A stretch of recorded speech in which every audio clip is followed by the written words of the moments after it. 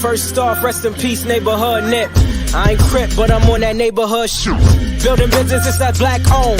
If you hustle, better hustle till your pack gone. If you work, better work till your back hurt. And if you rap, make it better than your last verse. Yeah, more lyrics. Move Javante AJ, El Presidente, Eddie Kane University. Hill gon' heal, regardless. You, B. Cannon, Bethel High School, by way of 3-Man Weave, LLC. Michelle, producer, Faith over here. You can catch this wave from the Marlins to the Mariners.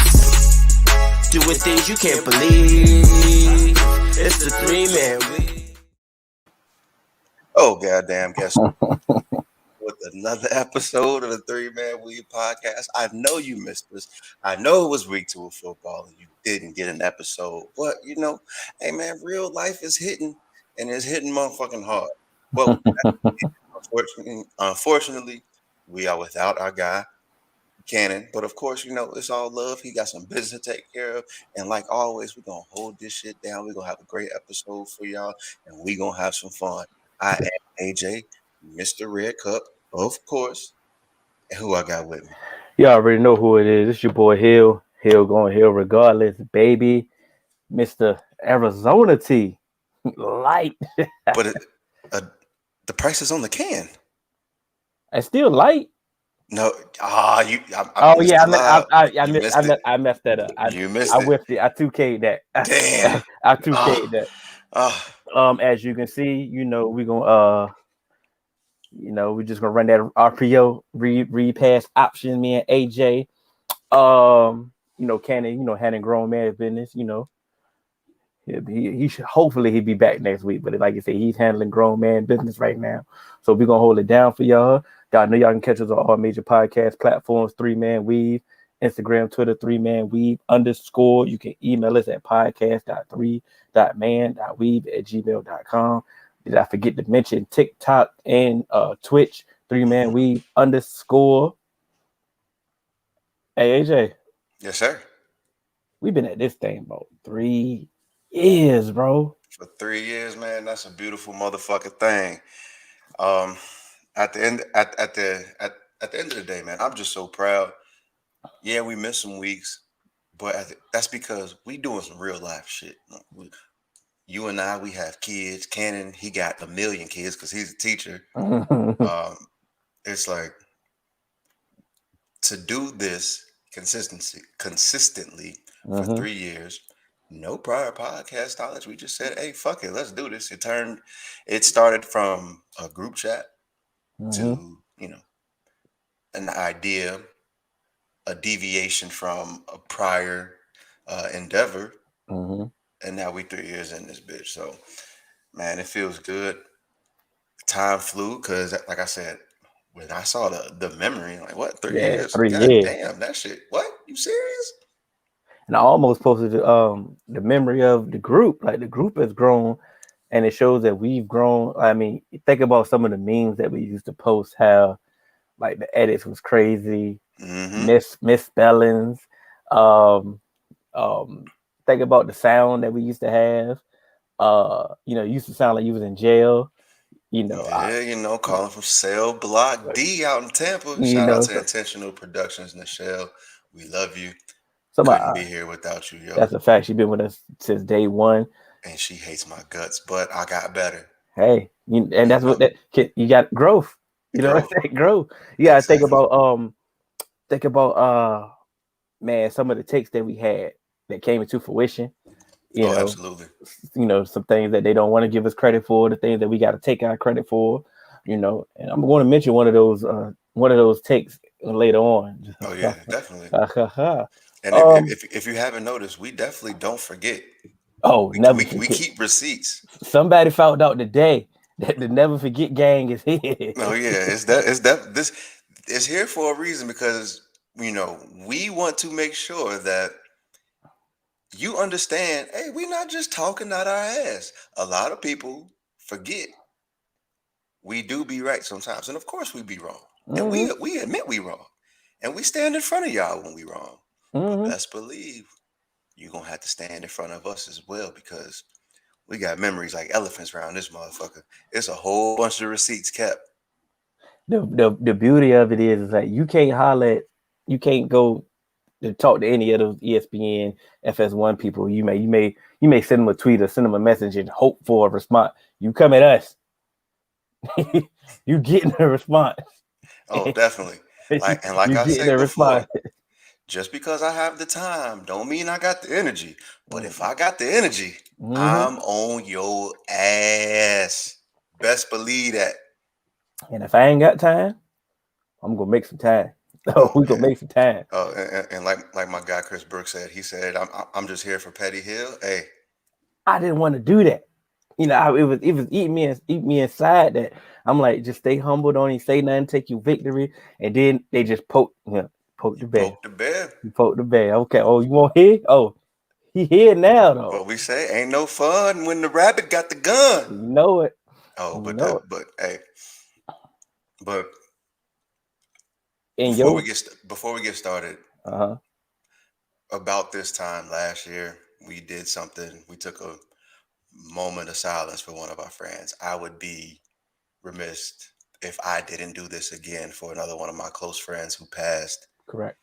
A good friend of mine, a brother of mine, Terrone Jasper. He passed. He was just out in LA celebrating his birthday, and he died of a heart attack. So I just want to take a moment of silence. It's something that really hit me hard. So before we get into the fun, I just want everyone to just say, shout out to Terrone. He was a Philadelphia born and raised Philadelphia Eagles fan. I low key, wanted the Eagles to pull it out, but it was only right that they get their ass kicked just so he can, have that memory of, hey, yeah, Eagles still the Eagles, bro.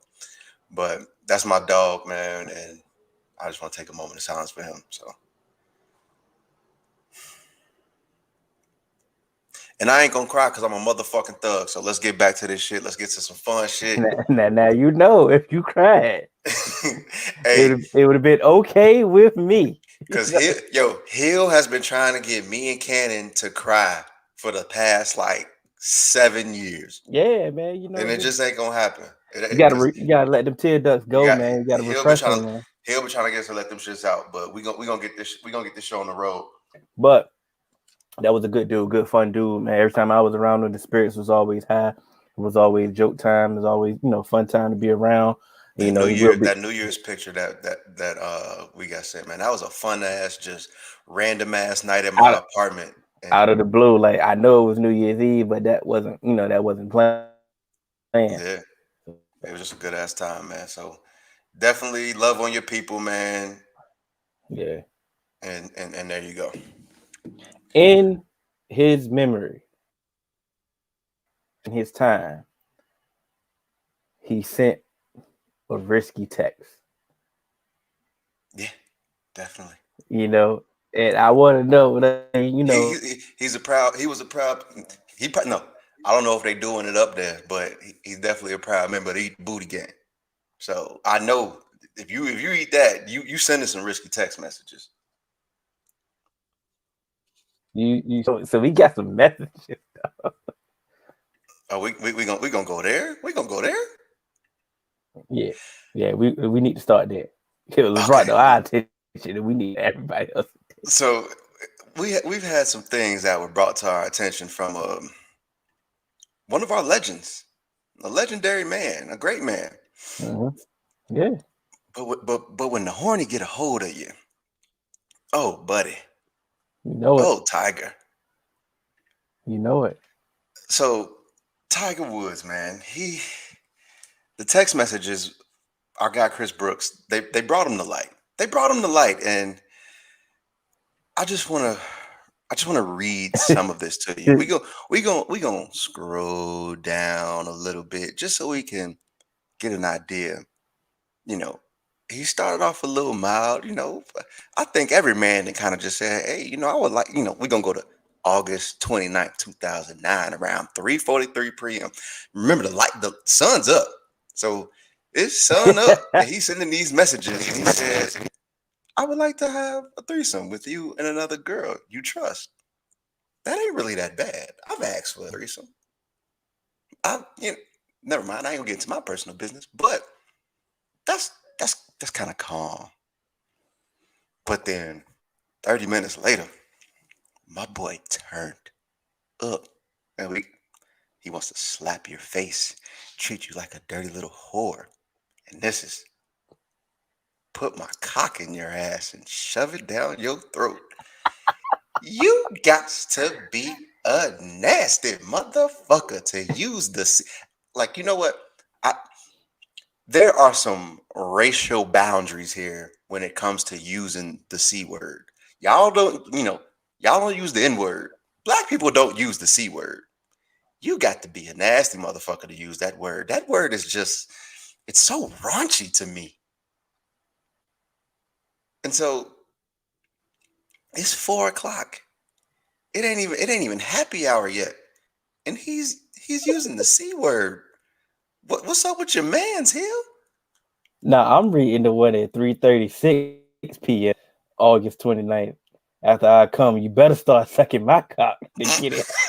Like, bro, it's 3:30, bro. Now I don't know what days. I don't know if he left brunch and had enough mimosas and he was ready. But at 3:30, I have never in my life been that to send anything like that at 3:30, bro. Bro, he's in his Buick Enclave. Bro, you can't be texting this shit from a Buick. Hey, bro, that, like, come on, man. You talking like this at 3:36. I don't even be this horny back in my, like, college homecoming days. Like, hey, I'm letting the sun go down, letting the drinks hit a little bit. I'm still out there hugging people, saying, hey, I ain't seen you in a while. What you doing a little bit later? Hey, he's a nasty, nasty boy. And so, I just kind of want to know, like, hey, Tiger, they can't approve of this in the Kappa Kablasian community. Like, these actions are unforgivable because they still blur out the private parts in Asian porn, and black people don't use the C word. Who raised you? What is going on? Uh-oh. Well, I don't know. I'm having a little Wi-Fi difficulties always. But yeah, so I don't know. And trust me, I've sent some risky text in my day. Not at 3:30.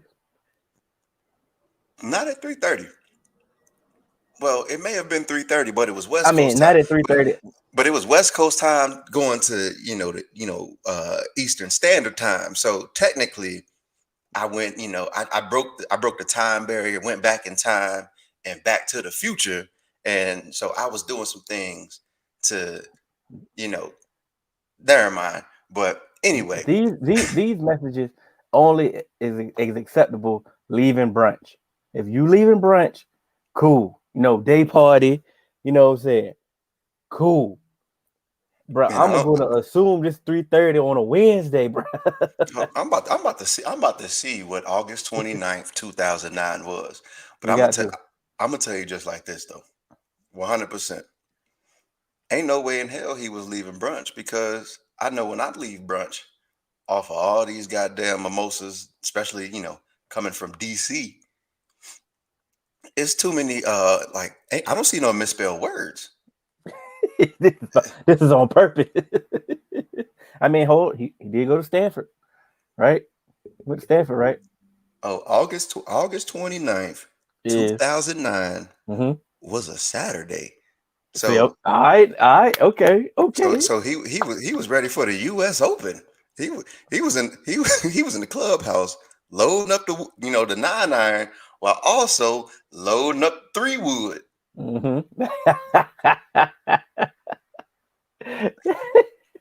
So okay, it's a Saturday, so obviously he got to be a day drinker or Whatever his vice is, he did it during the day. Didn't he pass out on all the pills after his woman beat him with the club too? So he might have been on some pills. Well, he didn't. I don't think he planned on Hennessy, leaving that night. Lean. Oh, touche. Yeah, I think he took his pills and then she called him. So he tried to do that getaway and couldn't get away. Boy, Tiger had the saddest text message, the voicemail. Yeah, I'm trying to like, hey, it's me, it's Tiger. Deleted all our voicemails and text messages. My wife should be calling you soon, bro. He ain't. Hey, he don't know, man. You die with it. The lie's the lie. Die with it. Die with it. I seen one of the comments said he gonna get it shut down. If he didn't get Wale shut down, he ain't getting us shut down. Bro, Wale had him as a whole skit in his mixtape. Bro, he had him as a whole hook. Oh, that's right. It was the hook. It wasn't even a skit. Bridge, whatever, intro. He was in the song. Like, I ain't gonna put myself out there like please that. Don't. So I ain't gonna put. Yeah, let's move on. Let's move on. Move on to your state. Defend your state. I ain't say your team. I just said your state. Like, you mean Ohio State? Yeah, that's your state. Yeah. It's your state. Hey, bro. Look, man. You got to be a little bit crazy to play football. 100%. So if you don't like what's going on, you upset about what's going on, you ain't 100% bought in with what's going on, get the fuck out of there, bro. Because I'm sorry. I played football before. And there's a reason why I started playing baseball. Football hurt. That shit hurt. And I played it with not as many big people as they playing against. So if I'm not doing it, and you at a position where you are a crash test dummy every single time the ball is snapped. So about from 40 to 80 times a game, depending on how many snaps you play, you are literally getting a track, like you getting almost a track stance, taking off, running head first into somebody as fast and as hard as you can. If I'm not feeling it, go. If I'm not feeling what you're doing with me, go. And I'm one of those people who has notoriously been on the side of the players. And so I kind of got to be on the side of the player now. Yeah, I may not agree with how he did it, but hey, you know how we say, you know how they say you can't play boxing? You can't just do it for fun. It's kind of the same with football. You can't just do this for fun. You kind of got to be all the way bought in and 100% committed. And if you ain't all the way 100% committed to the spot that you at, man, get the fuck up out of there. And so I feel him. I don't know if I feel him like Vontae Davis, because I felt Vontae Davis, because he was just like, hey, bro, we suck. Why am I here? I'm out. Kayvon Pope, y'all had a little bit more going. Y'all got a little bit more chance and stuff like that. So but 100%. I'm confused on the Kayvon Pope situation. I'm confused, and I think it's a little bit more going on behind the scenes with his mental health, but that's not for me to decide. Okay, cool. We're gonna save that part for a later date, because if that comes out, we can revisit it and we can elaborate on that more. But you work that hard to get to Ohio State. Ohio State is one of those top programs in the country. You get there, you work that hard. You're playing. You're actually now. Don't get it wrong. Like, it's people that get there and don't play. You're playing, and you quit in the middle of the game. Like, quit. You know how hard it is to just quit. Period. You know how hard it is to quit a job that you don't even like in the middle in the middle of your shift. So I've done it. How hard was it though? It wasn't that hard. All right, cool. You different. See, they built different in Ohio. Like I stated, but my thing is, did you quote me if I'm right? Did you say he went to the transfer portal? Mm-hmm. Oh no, I'm done. I'm done with him. if I'm a team, So 100%, and I know how these he will be at coaches are. last chance you. And so, and Like that was Curtis about to be said. my next point, because I know how these coaches are. They're gonna be like, "Oh, you're a quitter. You quit on your team. We're not gonna do this." But also, half these coaches are quitters too, because they'll leave their team in the middle of a bowl run and go to another school and they get another job. But I know Yeah, it may quote unquote be looking like different circumstances. But if I feel like I don't like what you're doing with me, why am I giving you my all? And I don't like what you're doing, because half the time, sometimes they'll tell you something. College coaches ain't nothing but pimps. They gonna tell you what you want to hear, what sound good to get you to on their campus. mm-hmm. And next thing you know, you sucking dick in the alley for $2, and you're like, "Hey, I thought we was gonna take over the world." Okay, And with your analogy. Okay, cool. We joke on Urban Meyer, we joke on all these other coaches, we joke on these coaches that leave programs early and all that. absolutely. What coach quit in the middle of the game? Okay. In the middle of the game. This is different, bro. Like, So and I it's understand. different, but I can't. But I I have a little bit. I have a little bit something similar, because this is near and dear to me. Jimbo Fisher quit in the middle of the season. He was still there, but he quit. He stopped reaching out. He stopped reaching out to recruits. He stopped caring. And next thing you know, the team started falling apart. The offense started looking different. So he didn't necessarily walk out, but he stopped doing his duties. He stopped giving his 100% all. And even then, if you're not giving your 100% all, that's still quitting. That's still quitting. I understand that, but that's different.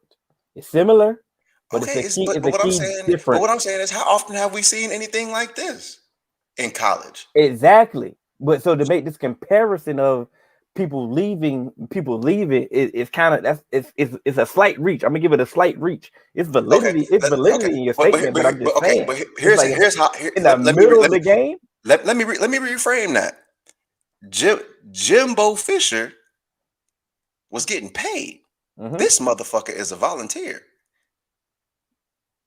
Okay. So yeah, if I'm volunteering, I'm like, hey, bro, I'm not trying to be cleaning this highway no more, and I want to leave, I can fucking leave. All right, cool. So let's say you go feed the homeless, right? Let's say you go feed the homeless, and you're volunteering.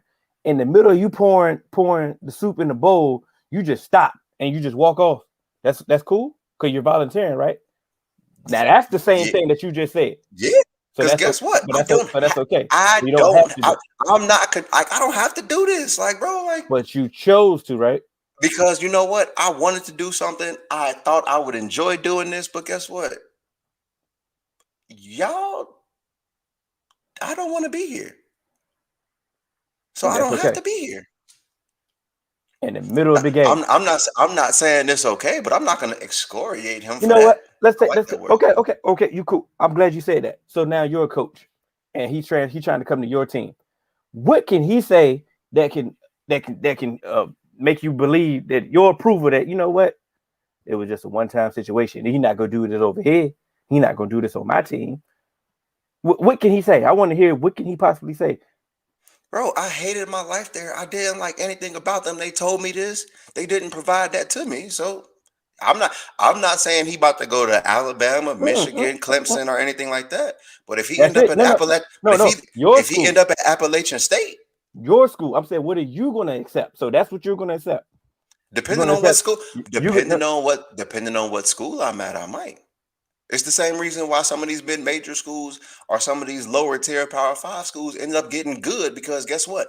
They don't take the high character and 5-star players. They may have to take a lower character player who's a 4-star who can't get into any other school because his grades are bad, or he got expelled from school or something like that. But so that's just like, remember when Missouri out of nowhere came and started winning the Big 12? Yeah. Because they started taking people like Alden Smith who had some shit in their background. It was like, fuck it, we got to look past it. It's the reason why Baylor ended up being good, and they was having a whole serial rape ring over there because they had to take some people who had some questionable shit in their past. So now, who quit during the game?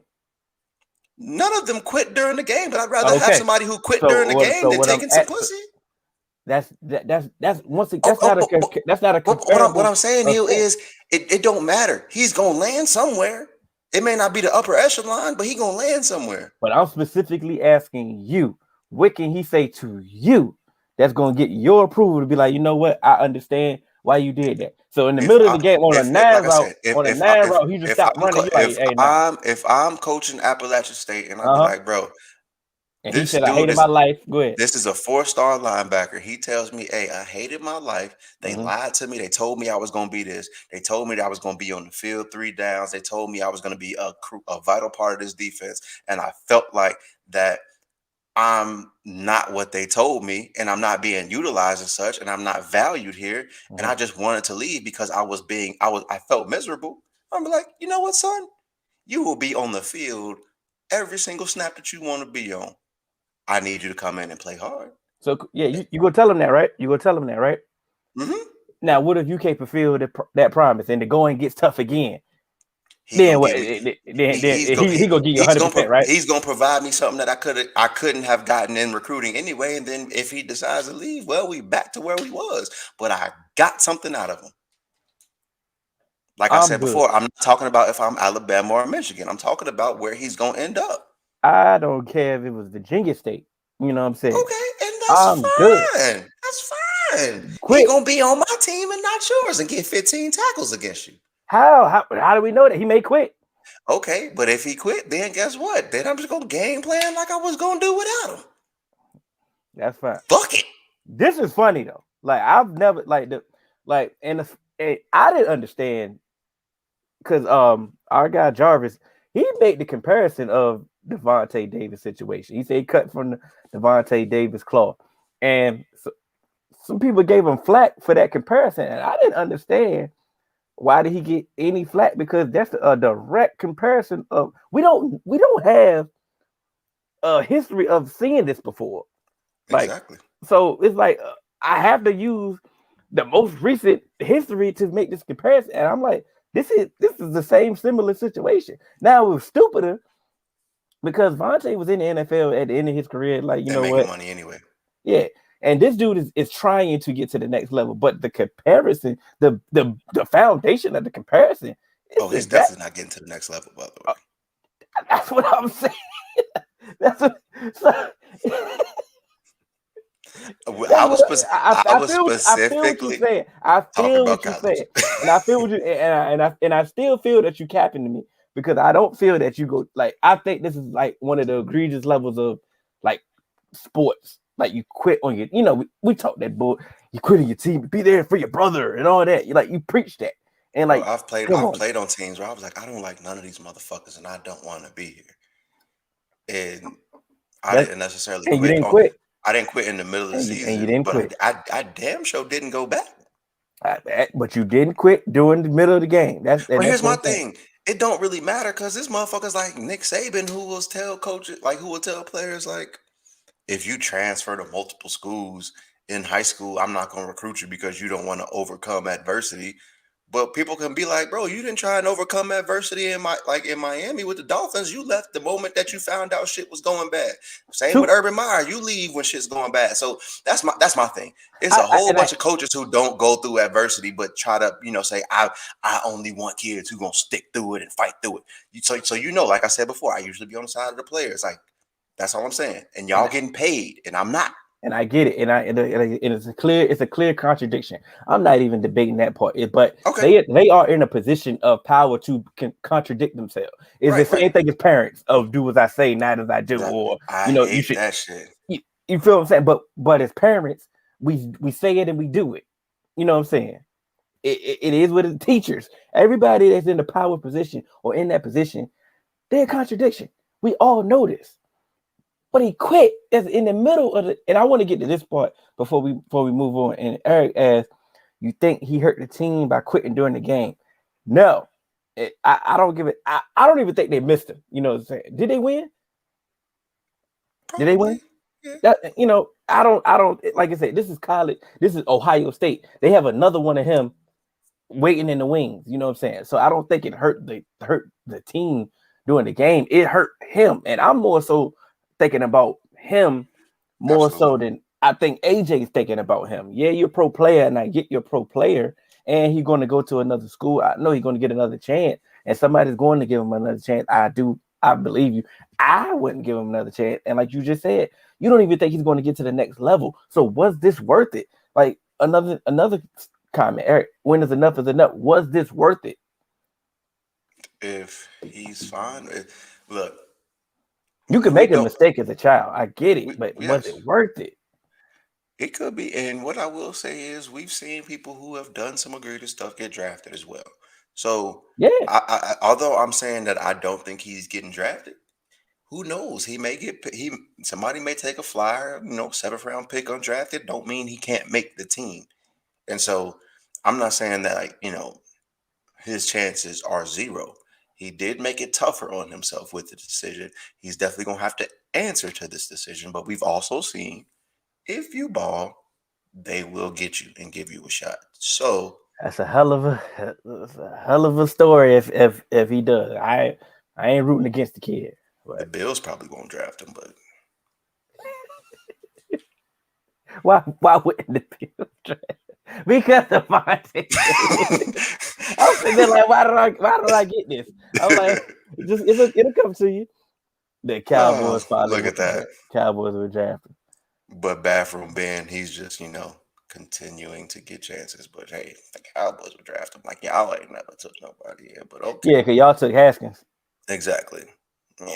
Yeah, he has the best work ethic, Exactly, He go to strip club after losses, you know what I'm saying? During COVID with no mask. You know what I'm saying? He gets a chance. He go to Pittsburgh. Go to Pittsburgh. Come on, man. Now it's chill, AJ. Now it's chill, AJ. When the rabbit got the gun. When the rabbit, and FVO unruly. That's Curtis. Y'all had a bet, didn't y'all? Yeah, don't worry. I'm gonna bring it up. I just wanted to see if he would bring it up first, because remember he came and made the bet on the show. On the show. So okay. So I want to see if he bring it up first. Y'all had competitive banter. Yeah, I think you'll be all right, man. I think y'all gonna be all right. No, he put a place for competitive banter and then wanted to get all respectful. Hey, Facebook jail is real. We've been warned a couple times. Oh yeah, definitely. We've got those. Well, since we are here, right? Oh yeah, we here. It's week 3, man. Week 3 is finally complete. We got our thoughts. My team is sitting comfortably in first place in the NFC East. It feels good that my prediction is going, well so far. Absolutely. Some of the things that I've stated on here about my fellow NFC East teams have come to fruition. Absolutely. There's no need to kick them while they're down, but shit, kick them motherfuckers. It's just reality. It's just really reality at this point. And injuries happen, but my team is dealing with injuries and COVID at the same time. And I think the most impressive thing about my team is I went through an era where we couldn't adjust if we left the damn kicking tee at home. You know what I'm saying? If you didn't have a black pen in your pocket, they didn't know how to write anymore. Like I went through that era that my team couldn't overcome adversity at all. And like I said, my team is missing a lot of key starters. We're missing a key starter every week. I'm missing them for multiple weeks. We got a lot of people on IR, a lot of people during COVID, like I said, suspended, and we look different. Yep. This season, game by game, we look different. Week 1 didn't look like week 3, and didn't look like week 2. Like we look different. But I think it's funny that everybody wants to hang their hat on history. History when it comes to my team. It's like, oh, we've seen this before. Cool, y'all got it. Can't argue that. Not even trying to argue that. But the thing I hate about that is we've seen it with everybody's team before. Unless you're the Patriots who were really winning like in the championship game for almost 2 decades, we've seen this from everybody's team. So I know it was good to have some rivalry talk and shit like that, but once again, don't throw stones. At some point. We can talk about you too. At some point, like you said, you're gonna have to keep it real. Like you said, once the joke's gonna have to, simmer down. Yeah, definitely. Who's gonna have the? Oh, I like this one. Who's gonna have the better stats at the end of the year? Heineke or Hurts? It's clearly going to be Hurts. Yeah, it's gonna be Hurts because I think he's better, and I think the running is going to give him the opportunity to have the better stats. Of course. I mean, he had 350 yards last night. Yeah. They were garbage time, and I don't even like to say the term. I don't like the garbage time stat. I get it though. I get it because in those latter minutes, it's like teams are kind of playing prevent, and so you can rack up underneath. The thing about go ahead, get your completion percentage and get 5 yards here, 6, 7 yards there. So I get it, but at the end of the day, hey, bro, you still got to get these stats. The thing about it is, we wasn't playing prevent or a weak defense. Like they really found something. They found something that worked, and they was attacking it, and they used it. It was working really throughout the game, but they just, of course, you can't call it the same exact play throughout the game, but they were attacking it. So it's like, okay, they found something that was working. Of course, it was too late, and it just happened. But to answer the question, the stats is clearly going to be Hurts. Absolutely. Heineke he's just a gamer. I don't think the stats is going to be the thing that's going to he's going to hang his hat on. I think he's just a gamer. I think Heineke is one of those quarterbacks that will make timely passes to win you a game.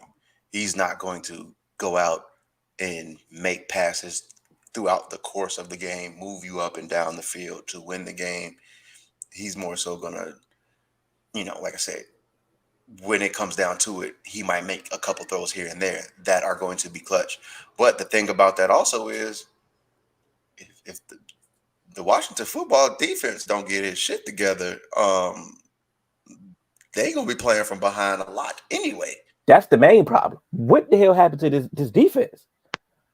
I don't know. What the hell happened to this defense? And the funny thing about it, I know Cannon's handling business, but I'm glad he's not here because I have to address sometimes I can't address Washington fans because he's so sensible and he don't say that what they're saying. But these Washington fans been beside themselves all offseason. They've been drinking this Kool-Aid about, they got the best front seven, they got the best defense in the league, they got all these people, they got Landon Collins coming back, they went and got William Jackson, they upgraded from Ronald Darby, they got all these pieces. I said when William Jackson went there, I'm saying he was supposed to be an upgrade for Ronald Darby. They went and got Jamin Davis in the first round. They went and everybody was feeding it to it. I had somebody argue with me that Chase Young should be in the top 5 of pass rushers already. Oh, it's documented in the group. I'm just saying, like we had, and where are they? This defense is they have one of the worst defenses in the league. I think they're like bottom 5 in every category. Where? Why? With the pieces they have on paper, this defense should never be this bad. And I'm not even like they should never be this bad. But like Cannon said, and I'm loosely quoting, he said, I never want to say my team or any team is one piece away. Mm-hmm. And it's clear as day. And we see, and I want to tell them, I see this time and time again. Defense plays lights out because they know they ain't got no damn offense. And they're the ones that got to win this team. But if you really look at the points that they was giving up last year, they wasn't that damn dominant last season. They weren't. They had some few games that they were dominant. They had some moments that they were dominant. Chase Young did have a great year, great rookie season. Because I remember in the Washington Cincinnati game, it wasn't like they were just super dominant. It was really more so that because remember. AJ Green had a touchdown that game.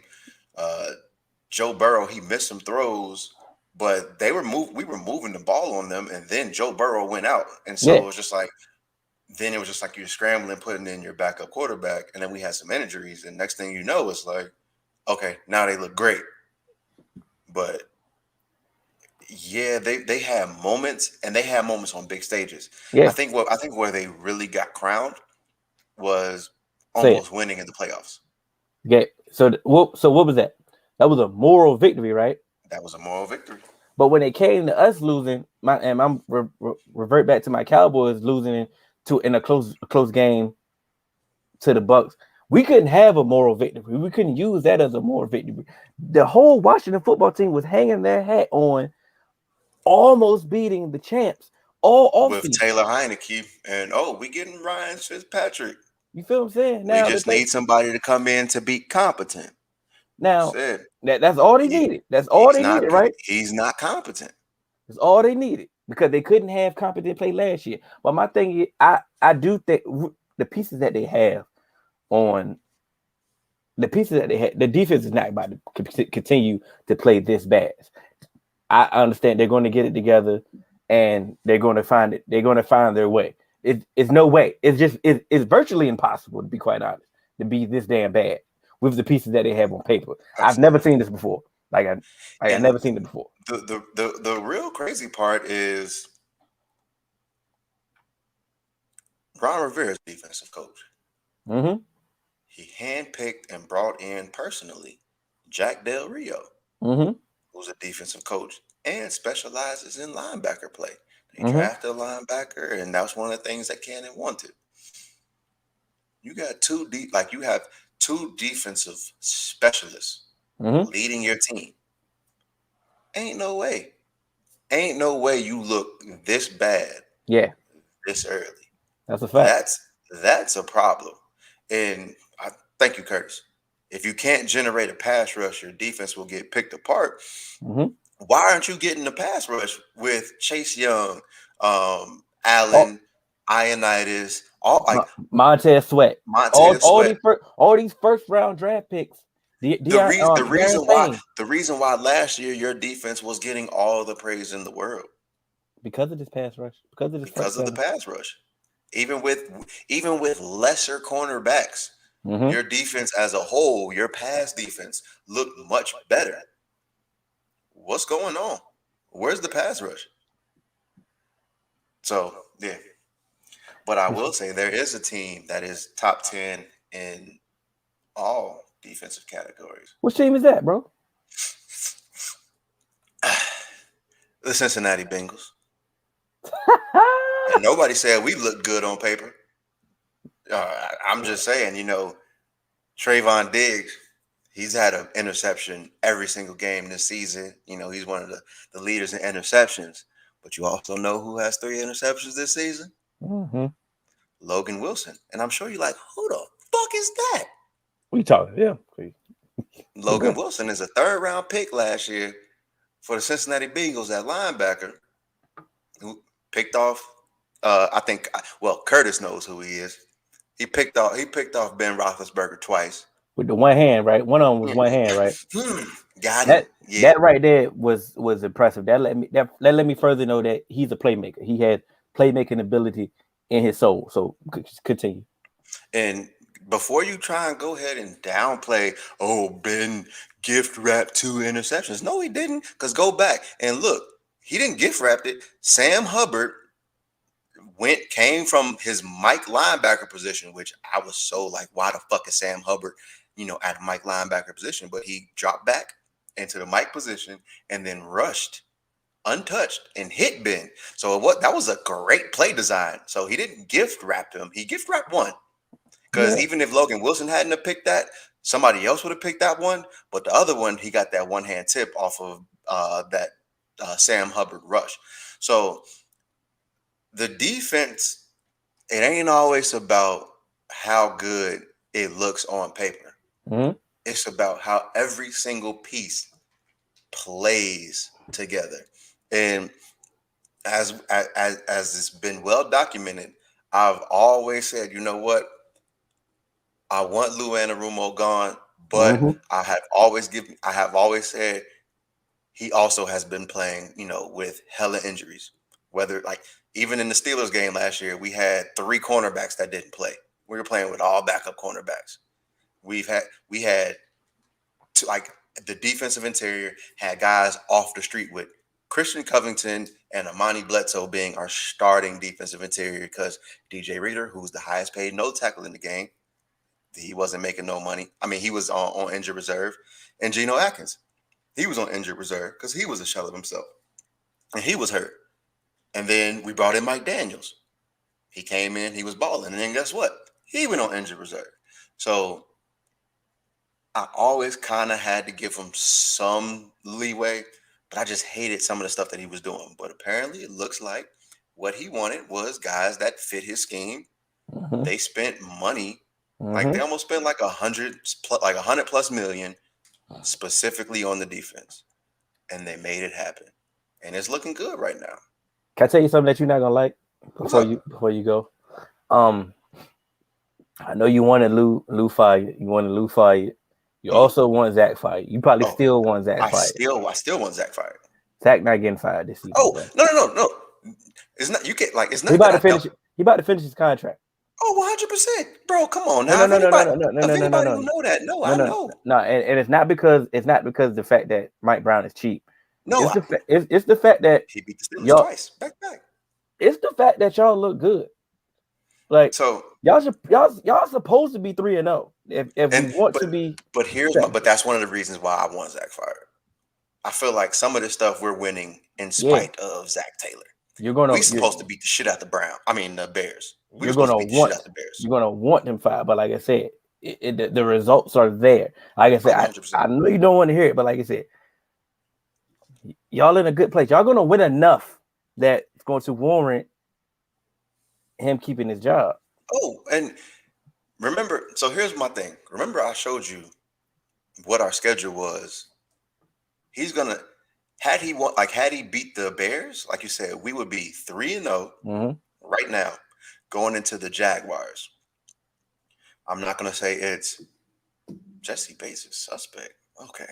See, now y'all just because I'm on the comment I want to pull up. That's why I'm not even. I'm going to go down and see who the hell says that. Okay, but it was potential that we could have went into this Jaguars game 3-0 and possibly come out of this Jaguars game 4-0. Then we go to Green Bay. Okay, I'm already going to count that a loss. But I don't know. Like I said, it's possible the way that our defense is playing that we could sneak out of there. We've beat Aaron Rodgers before. And then after that, we play Detroit. Detroit's playing hard, but once again, Detroit is just annoying. Detroit is annoying, and I think that is what it is. I think we can get we can get them, and then I believe after that we play Baltimore, and then after that we play the Jets. Yeah, Jets go. Yeah, I would be there. And then I think we play. I can't remember who we play after that, but then after that we play the lot. No. It's the Jets. No, I already got it. Jacksonville, Lions, and Jets. Those are the three defeated teams that we play. You know what the funny part about this whole thing is? I remember the first time you went on the rant about the Bengals was week 1. You went about week 1. No, I didn't remember. I said remember after the episode I said Ben Roethlisberger would be the worst quarterback in the division. At the end of the episode, I said, get on the Bengals bandwagon now because once the season starts, it's going to be too late. I'm talking about the Jamar Chase rant. Oh, okay. Cool. And remember Eric said it was only week 1. It was only 1 week. Then next week he scored. And then last Sunday he scored. He got 2 of them things. He didn't just score. He got 2 of them things. I'm seeing a lot of gritty. It's a whole bunch of gritty. A whole bunch of gritty. And, and me personally, I've seen a lot of people apologizing to you saying, "Oh, sorry." It's just I ain't seen enough because I remember how the preseason was. I legit remember Eric sending me a message on Facebook saying, "Yeah, you want to go with Jamar Chase, but he can't get the ball to Jamar Chase when Joe Burrow is laying on the ground with a broken leg and torn ACL." And I was like, damn, you just really wishing my man's to just, shatter his knee again. When I kept trying to tell people, y'all want us to draft Penei Sewell when we already got a right tackle in Riley Reef. The issues were never on the tackle spot anyway when it was coming into the draft because we had Riley Reef. All we needed to do was bolster our interior and also our center towards ACL. So what happened? We got rid of Alex Redmond. Bobby Hart was trash, and we got rid of him and replaced him with Riley Reef, who automatically was an upgrade. I'm sorry, Eric. Don't be bringing up Josh Allen now when I'm addressing some of the things that you said. Josh Allen can wait. We got plenty of time here, player.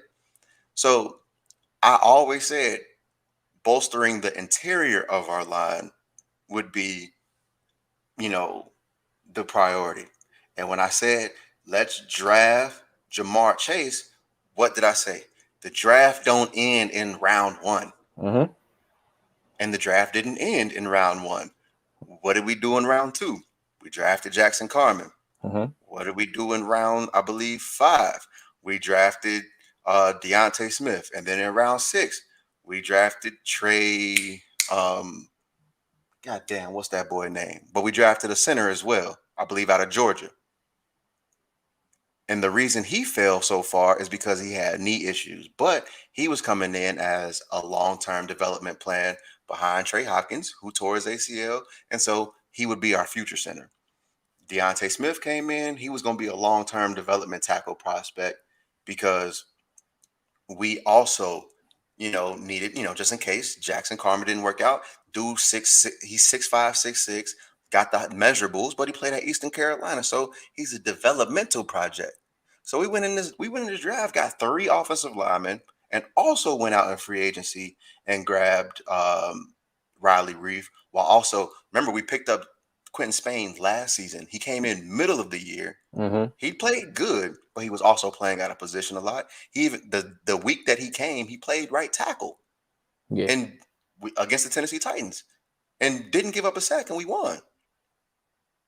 And then Jackson Carman, Sunday was his first start. Guess what? Joe Burrow didn't get hit not once. I won't say he didn't get hit not once. I think he got hit once, but no sacks were given up. Joe Mixon, he had 18 carries for 90 yards. Joe Burrow had the highest QBR of any quarterback that week. Didn't Jamar Chase beat another guy deep, easy. He was in off coverage and still beat him. T. Higgins, and I've seen a lot of Steelers fans say, "Oh, we didn't have T.J. Watt, we didn't have this, we didn't have that." But like I said last year, when we played y'all, we didn't have DJ Reader, we didn't have Mike Daniels, we didn't have Geno Atkins, we didn't have 3 corners, we didn't have cornerbacks, we didn't have offensive linemen. Injuries happen in the NFL. Y'all was missing a lot of players this week too, right? If T. Higgins would have played, I think Sunday would have been a lot worse. Oh, okay. They're a totally different team without TJ Watt. I mean, it's clear as day. Of course, they're a totally different team without TJ Watt. But once again, wouldn't we? Like I said, our offense can be a totally different team without T. Higgins, because now Joe Burrow has the pick of the litter. Like, look, a lot of people don't know who our 4th string wide receiver is. And I believe our 4th string wide receiver is a lot better than a lot of people's number 3 receiver, which is Auden Tate. But you put him in, I think our offense still rolls, but it's not T. Higgins. Yeah. A lot of stuff looks different. And so here's my thing. Yeah, injuries happen. When the Bengals have injuries, nobody cares. So why would I give the Steelers some injury buffer? Oh, we didn't have this player, we didn't have this player. What do we always say? Although I'm not a fan of it, but y'all always, like, when the Bengals played the Houston Texans and Rex Burkhead was our number 2 receiver. Oh, next man up. I mean, TJ Watt gone. Gone. No, I get it. I get the fact that they are a totally different team without TJ Watt, but that ain't had nothing to do with the offense. Like, their offense looked abysmal. Like, remember when I said in the offseason their offensive line is worse than the Bengals? I remember what you said. I was tripping though, right? That's what they said. But that looks like a bottom 5 offensive line. What I keep because a lot of Steelers fans are on the bridge ready to jump, and I keep telling them, give it time. They made a lot of changes in this offseason. They had a lot of changes in the offensive line. They made a lot of changes in the offensive coordinator. They brought in Najee Harris, and like I said, Ben is a year older. Just give it some time. And I know they wasn't anticipating, TJ Watt getting hurt. I think they was anticipating the defense to hold him down. But just give it some time. This offense is going to figure something out. I'm not saying it's about to be If lights out. if They're Ben going to can't send throw it something out. 15 yards, they won't, bro. But I gave my plea. It was only And plea I can only give. I believe I might have said this I just want to put this up there. Yeah. Okay. Because when I bring this up, I'm biased. So yeah, I actually didn't like Jarvis' comment right after when he said Dak is the Cowboys. I didn't like that comment. I love it. I mean, you making disagree. I don't like that comment because yeah, Dak is the best player on the Cowboys, 100%. But he's not the Cowboys. Why isn't he? Because I believe that the Bengals have a top 3 wide receiving core. I believe the Cowboys have the number 1 receiving core. Okay, what do you get what you're saying? Because I don't think it's just. No. I don't think Dak is the Cowboys. I think that offense has options. This is why I'm sorry I had to cut you off. We seen the same receiving core last year without Dak. Okay, we seen the same team without Dak. Like they believe. That's my point. I know that I know that the quarterback position is so important. Same reason why I've always said, I don't think the Packers will be who they are without Aaron Rodgers.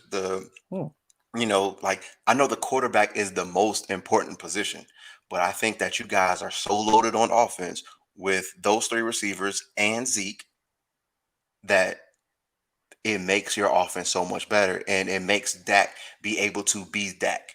That's why I also say that's one of the reasons why I said I think we should go Jamar Chase, because if you look at some of the top offenses in the league, they spread people out, and your third cornerback ain't as good as my third receiver. That's what I'm saying. But the things that he was doing last night, the command of the offense that he had last night, when you can't measure that. Andy couldn't do that. When Kellen gave Andy a play last year, that was the play. Like it wasn't no it wasn't no we got 2 plays that we call it every time, and it's based off what the defense give you. Hearing what they saying last night, like your other quarterbacks and some lesser quarterback can't do this. This is upper echelon quarterback that we're talking about here. That's a difference, and this team believes, bro. Like when we didn't have that, bro, they didn't believe, bro. Come on now, like they didn't believe. I want to fight back on this. How do the Cardinals have the number 1 receiving core when AJ Green was with the Bengals last year? He had 100 yards Sunday. He got 100 yards Sunday. But when I said that last year we had a top, one of the top receiving cores in the league, everybody was telling me AJ Green's cook, AJ's Green cook. Okay, that's cool. He had 100 yards Sunday. I also said that he wasn't done, but now y'all believe in him all of a sudden. But here's my thing. And when I say receiving core, I'm talking about top 3, because everyone runs like majority 3 wide receiver sets. Yeah, they have DeAndre Hopkins and they have AJ Green. But once again, when it comes down to the third receiver, that's why I believe that the Bengals are in that top 3, because our third receiver is better than your third receiver. I don't care who you pick. I'm not debating on who's 1 and who's 2 right now, but I'm giving some bail to the Cardinals. You praised Christian Kirk this season. Christian 100%. I said he was going to be a breakout. He's having I called him. I called it. I said he would be a breakout. So you can see why they're getting some praise. And like I said, Rondale Moore is showing up. They have more than just 3, and they use more than just 3. So, and I know you mentioned your 4th receiver, Alden Tate, is better than some people's 3. I get it. They running out 4 and 5. Like they running out a lot. So I can see why he praising them. I can see why. But here's my thing. And hold on. And same thing for the Rams. No, yeah, 100%. So I can see why. D-Hop is number 1. Facts. That's cool. But if we just weighing it all out, I think Tyler Boyd at this point in his career is better than AJ Green. You also got to pay, but you also got to pay attention. Who said Eric is trolling you? Oh, 100%. I know it, but the reason why I'm addressing it is because I also have heard people say this. I've heard people say it. I've heard people talk about the receiving corps that are better than the Bengals and not trying to give us our credit. And I understand. I didn't say I didn't belabor the point early in the offseason, because once again, yes, even before preseason games, I know Jamar Chase he was the unknown. But I've always said Tyler Boyd is the best slot receiver in the game, and he's highly underrated. If Tyler Boyd was on any other team, he would get way more consideration than he has gotten. T. Higgins' numbers were up there with CeeDee Lamb, but they don't talk about him like they talk about CeeDee Lamb. I mean, that's your fault. But here's my thing. It's my fault. It's my fault. But as you can see, motherfuckers ain't gonna believe me anyway. They're gonna push back on me anyway. So once again, I'm gonna allow you to see it. I'm gonna tell you once, then I'm gonna allow you to see it, and then let's talk. I feel you. Did you see something? What did you see from Josh Allen though?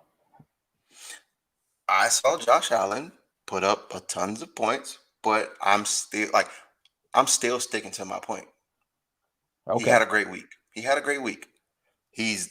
looks light years better than those first 2 seasons. He looks great. He looks like he has the potential. But I am still, like I said, I'm not crowning him just yet. Well, my thing about I'm not telling you to crown him off 1 week, but you didn't. It felt like, because I gave you some pushback when you made that statement on here. It was like you didn't give him no credit for going against 2 top defenses for sure. His first week, first 2 weeks, like you say, the Bengals. I mean, not the Bengals. The Steelers was at full strength, and you seen what they did. They bottled them up, and then he went against the Dolphins. He had a better week against the Dolphins. The Dolphins is a good defense. We're not going to say that. Let's say that they're not. And then what he did this week. So what we thought, he made him look that bad. Right. He had a great week. He had a great week. And so I think what happens is 100%. It seems like hate sometimes when I talk about Josh Allen. I'm just not ready to put Josh Allen in that elite category yet. That's where it comes from. And this is why. If you're gonna crown Lamar, you gotta crown Josh Allen. No, I don't. Not yet. Lamar didn't do it for just 1 season. What I'm saying is, I agree with this statement. I mean, because it was. I mean, I do agree with this statement. Because it wasn't just 1 season. Like Josh Allen had literally 1 amazing season. He had an amazing season. The year before that, he took his team to the playoffs as well too. Yes, but I'm just strictly talking about a quarterback. I know, but he was. Andy Dalton took his team. Andy Dalton took his teams to the playoffs, and no one said Andy Dalton wasn't as trash as he got trashed towards the end. He wasn't as trash. But that's what I'm saying. So, like, just because he didn't have an amazing season doesn't mean he had great quarterback seasons to be in the elite category. In 2015, Andy Dalton was playing at an elite level and was in the MVP conversation before he broke his thumb. But no one would have said he was a top 5 quarterback in the league. I feel you. And that's all I'm saying. I don't think if you're not putting Lamar, and I know we didn't say it, but Eric's conversation said, his question said, his comment said, if you're going to crown Lamar, you got to crown Josh. No, I don't. Because as far as quarterback statistics go, Josh Allen he hasn't had the career that Lamar Jackson had. He hasn't had the quarterbacking numbers that Lamar Jackson has had. Like, for all the shit that people talk about that Lamar can't throw from the pocket, Lamar has been a better pocket passer than Josh Allen in his career outside of last year when he had the greatest jump of his life, not just of his pro career or going from college to pro, of his life. So that's why I'm like, okay, I understand we have to give him some breaks, but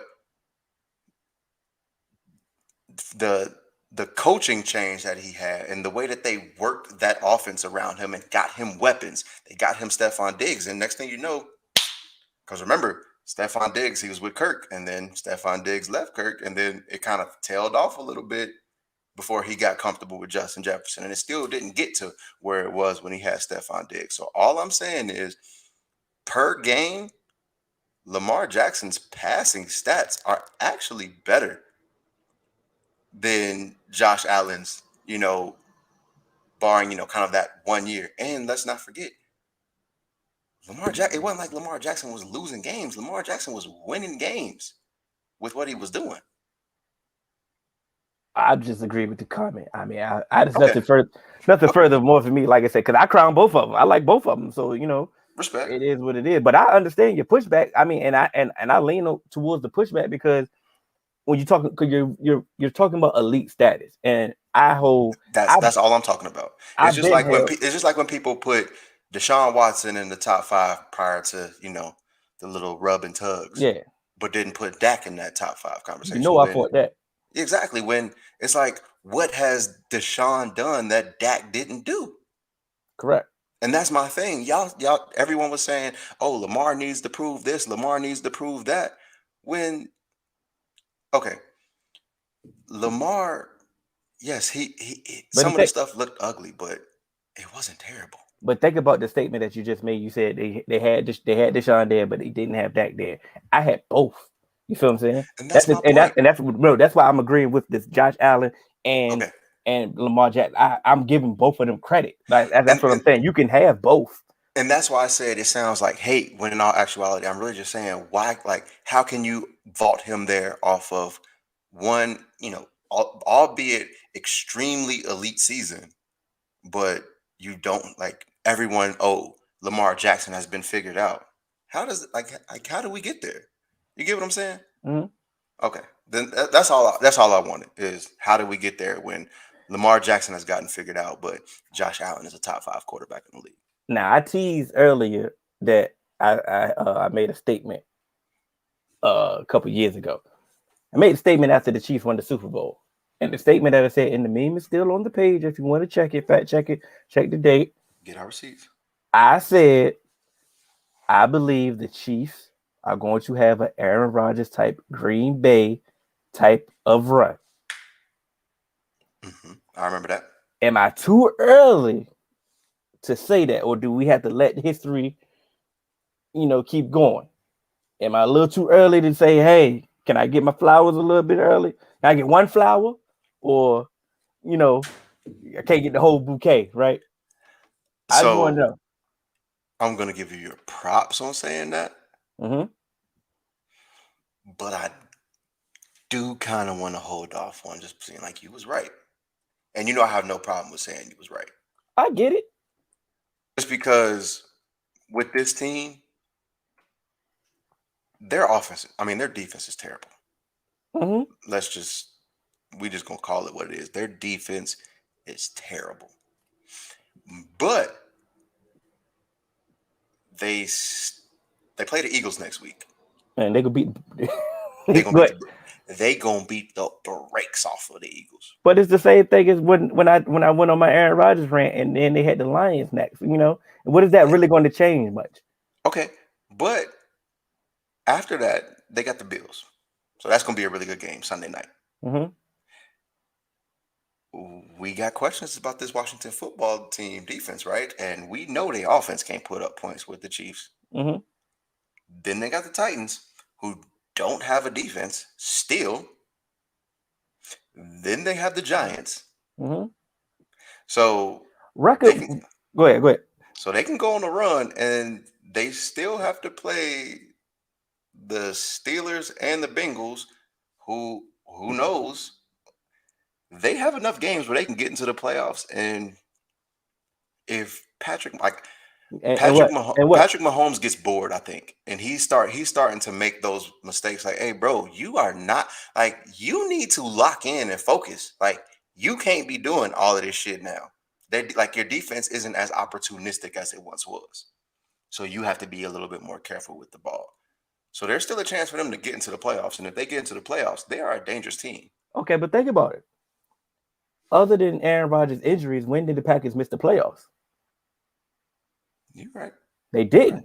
They perennially was a playoff team. How many times had he go to the NFC Championship? And we always said, if he had a defense, then what? Yeah. So all right then. So you brought down the record. So I get what you're saying when it comes down to their run, where it's just like you're gonna get there, but you ain't gonna win. So I'm with you on that, and that's all I'm saying. I'm gonna take it to my Super Bowl pick. If they play the Rams in the Super Bowl, they're gonna lose. Mm-hmm.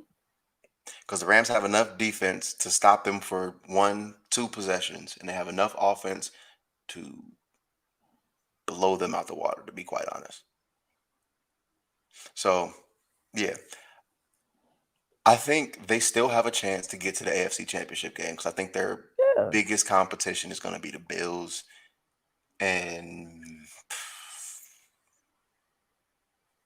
the biggest competition is themselves. Like, pretty much. Still.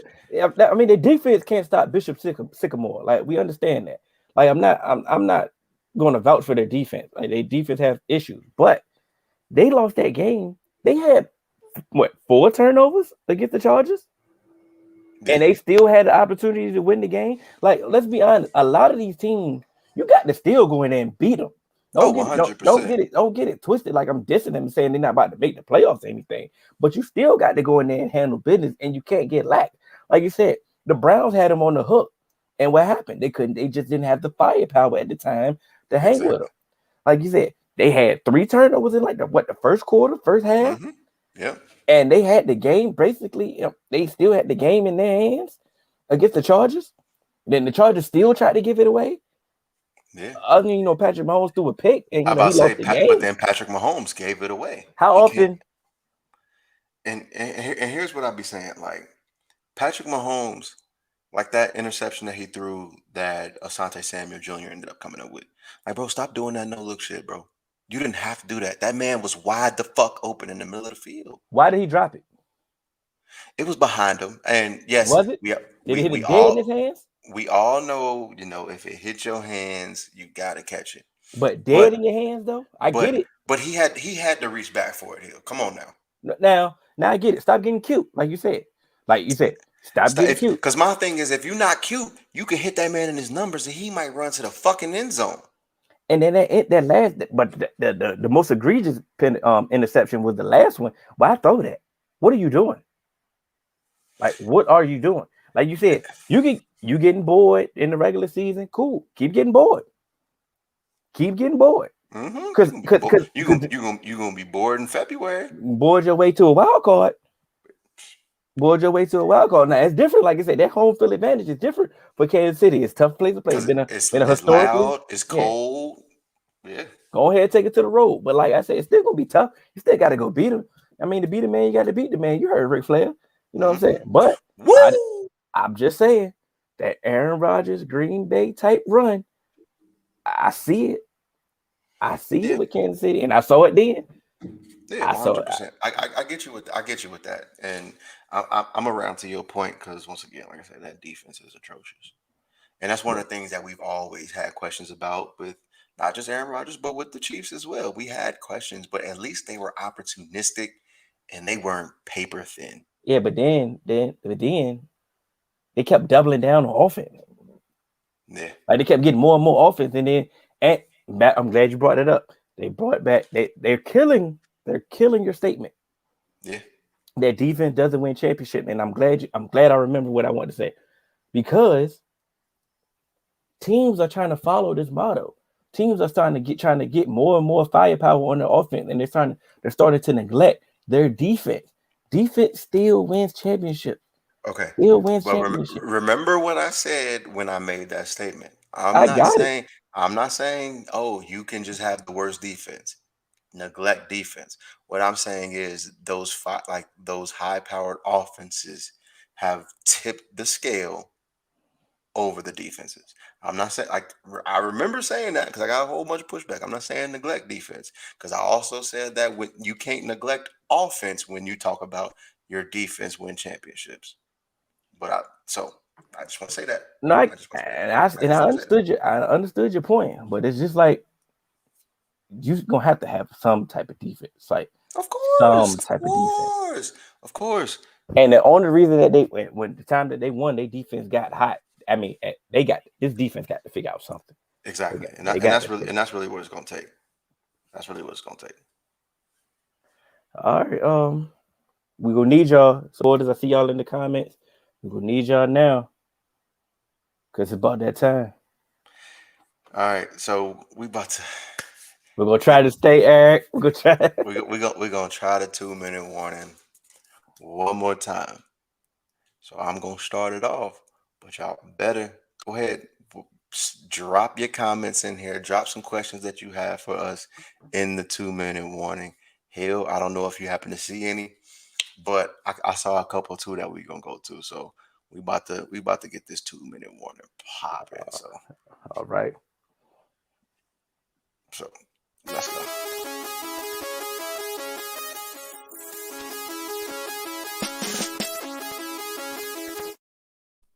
All right, so that was quick, a little quick, you know what I mean? Yeah, a little quick little intro. So what I'm about to do right now is we're gonna set the clock. We're gonna get this 2-minute warning popping, and what we're going to do, we're gonna try and get to as many questions as we possibly can. So who knows how this is gonna go? Um, it's a possibility that somebody might need to call a timeout. Just Yep. because, just in case this shit get too good, we're gonna have to call a timeout. I'm gonna do better than McCarthy. I know that. Okay, that might fuck around. That might fuck around and be a question. God damn it! All right, so let's get this 2-minute warning popping. Let me know when you starting ready. off, right? Because we got one in the comments, but I'm the one that you starting off. You said you got one in the comments, or you No, need I me to said go? we see one in the comments. I'm just saying. Okay, yeah, I'm gonna go ahead and start it off. You ready? All right, let's go. Is Micah Parsons the best defensive player out of this draft class? Yeah, by far, I think the versatility that he's showing is clear. Like a linebacker and at defensive end, he's definitely the best one so far, easily. Absolutely. I actually agree with you. Ain't no way that you can, like I said, remember I was telling you, hey, put that boy in at D and put him let him rush what he did. And then, Start like I going said, crazy. we got some of the rookies stepping up. Finally, was active, and he looked fairly decent. Get him more snaps, and then you can use Michael Parsons as a chess piece. All right, bet. So I got another one. This is Let's one go. where will OBJ and Baker Mayfield finally get a rapport and OBJ get back to his old self? I believe so. The way he came back, his first week back, he looked good. He kind of looked like OBJ, and then the fact that Jarvis Landry is not in right now. I think the fact that you have to, throw it to OBJ. I think, and the running game is still popping. You still got to respect that running game. So I believe in OBJ this year. Absolutely. All right, we got one. Oh, go ahead. Yeah, you got it. You got it. Ben get benched. Hell no. Absolutely not. Hell no. He's a legend. He's a legend. Yeah. And he's did enough there, so he won't get benched. I don't give a damn how mad Steelers fan base is. They're not bitching him. Yeah. Next one. More teams from the AFC West or AFC North make the playoffs? AFC North. Yeah, I'm gonna go with AFC North on that one. Because I just don't believe in the Broncos that's gonna make it. Yeah, I don't either. And like I said before, I think that the Bengals team can be anywhere from 7 to 9 wins. I think in this division, whether it's the Steelers or the Bengals, 3 teams is gonna go. Will my Chiefs prediction come true that Mahomes will have an off year? I'm gonna go with no. I'm gonna go with yes because his on year is like 50 touchdowns. So what is the off year? 35. All right, 2-minute warning. I like that, y'all. I like that. Yeah. Yeah. Ooh, can we wrap? I want to pose this question, but you don't have to answer this now.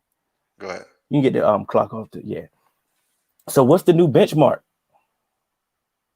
What's the new statistical benchmark is what I'm asking. I know we used to say, running back get 1,000 yards, wide receiver get 1,000 yards.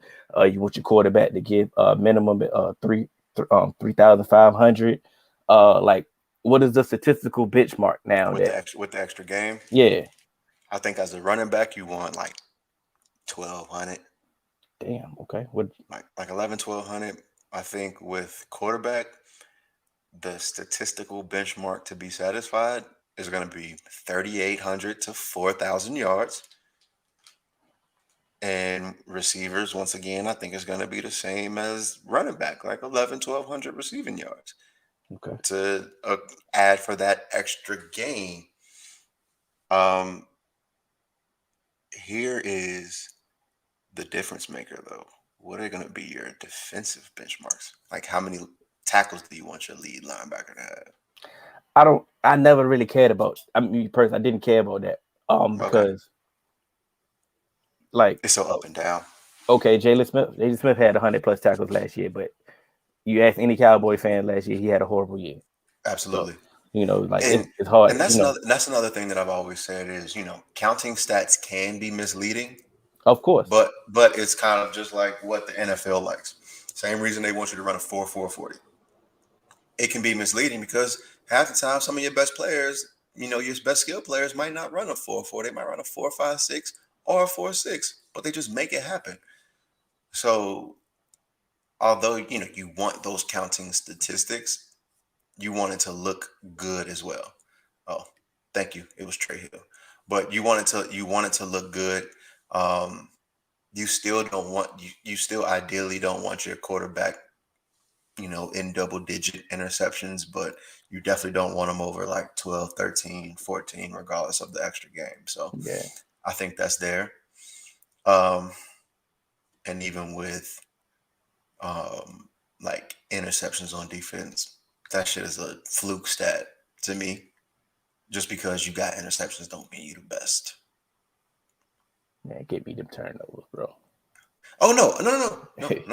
I love turnovers. I said you can't hang your hat on turnovers, like you said. You got to play some damn defense. You can't hang your hat on turnovers because turnovers are such a fluke stat. Go get some damn turnovers. I want the turnovers, but I'm saying like just because you have like Xavier Howard, just like he had 10 picks, didn't mean he was the best cornerback. I see. And doesn't mean he's gonna get 10 interceptions the next season. It don't mean he's gonna get 5 interceptions this season. Shit's hard. Think about the turnovers and things help. Cause like I said, my team in the top of the of takeaways right now. And if we didn't have those takeaways, we would be 0-3 for sure. I don't know. We might still be the Eagles, but exactly. But yeah. It's episode 123. I want to appreciate y'all. We had a good time. Y'all know y'all can catch us on all major podcast platforms, 3Man Weave, Instagram, Twitter, 3Man Weave _ You can email us at podcast.3.man.weave@gmail.com. We also on TikTok. We also on Twitch. Once we're done, don't go anywhere. There's No Crying in Fantasy Football is on right now, and I'm sure some of y'all teams need some help. So go ahead and get some of that knowledge, soak it in, and help y'all fantasy team because there's no crying in fantasy. I'm ill. AJ, Can't Handling Business. He'll be back next week. And we out, baby. Shout out to my guy Terrone. Philly.